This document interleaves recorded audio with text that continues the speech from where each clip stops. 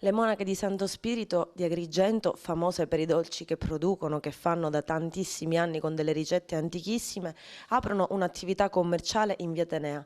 Come nasce questa idea? Perché?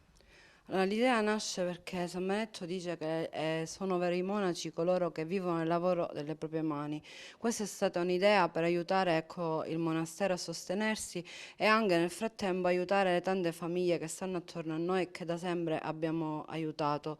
Diciamo che l'uomo si valorizza anche dando il lavoro, quindi con questa attività anche vogliamo dare il lavoro alle giovani, diciamo, che già ci frequentavano il nostro monastero e che giustamente non è stato facile per loro trovare un lavoro perché oggi non è molto facile, quindi abbiamo pensato anche a questa attività per aiutare anche, diciamo, le ragazze e le famiglie che conosciamo e che frequentavano noi.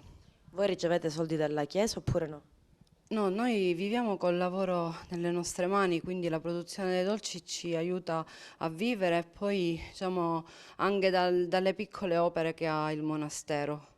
Il monastero in che stato è?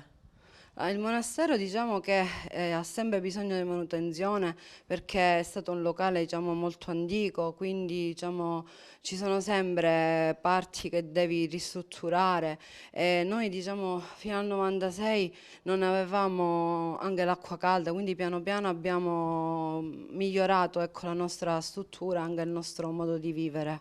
Quali sono i dolci che producete e vendete? Allora, le pastine alle mandorle, tipo i ricci, gli amaretti, le paste nuove che sono con dentro zucchata e pistacchio o anche solo di pistacchio. Poi le conchigliette dentro il pistacchio.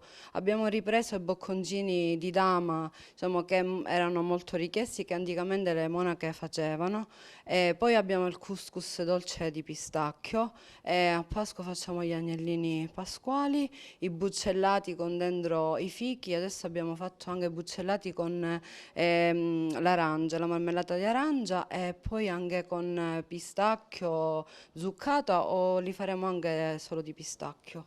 Un bilancio di questi primi giorni, come è andata la vendita e come è andato l'approccio con il pubblico, perché vi aprite a tanta gente che vi viene a trovare, insomma. Diciamo, le persone sono state molto contente di vederci, anzi hanno detto ci dovete pensare prima, perché a molti veniva difficile raggiungere il monastero, anche perché si trova qui sopra, le strade non sono diciamo, facili da attraversare con la macchina. E, diciamo che grazie a Dio abbiamo avuto una risposta positiva, moltissimi sono venuti a trovarci anche per la curiosità di vedere cosa facevamo, anche altri sono venuti ad acquistare i nostri prodotti. Quante suore siete in monastero? Siamo 7.